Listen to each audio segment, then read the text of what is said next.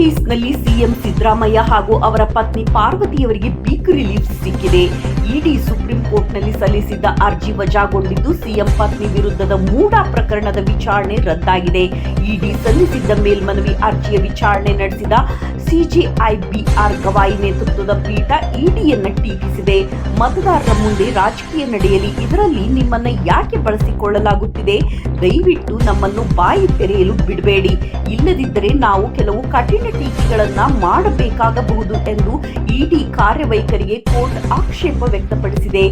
ಮೂಡಾ ಹಗರಣಕ್ಕೆ ಸಂಬಂಧಿಸಿದಂತೆ ಕರ್ನಾಟಕ ಹೈಕೋರ್ಟ್ ತೀರ್ಪಿನ ವಿರುದ್ಧ ಸುಪ್ರೀಂ ಕೋರ್ಟ್ಗೆ ಇಡಿ ಮೇಲ್ಮನವಿ ಸಲ್ಲಿಸಿತ್ತು. ಈ ಅರ್ಜಿಯನ್ನ ನ್ಯಾಯಾಲಯ ವಿಚಾರಣೆ ನಡೆಸಿತು. ಇನ್ನು ನಗರಾಭಿವೃದ್ಧಿ ಸಚಿವ ಬೈರತಿ ಸುರೇಶ್ ವಿರುದ್ಧವೂ ಹೂಡಲಾದ ಹಣ ವರ್ಗಾವಣೆ ಪ್ರಕರಣವನ್ನು ನ್ಯಾಯಾಲಯ ರದ್ದುಪಡಿಸಿದೆ.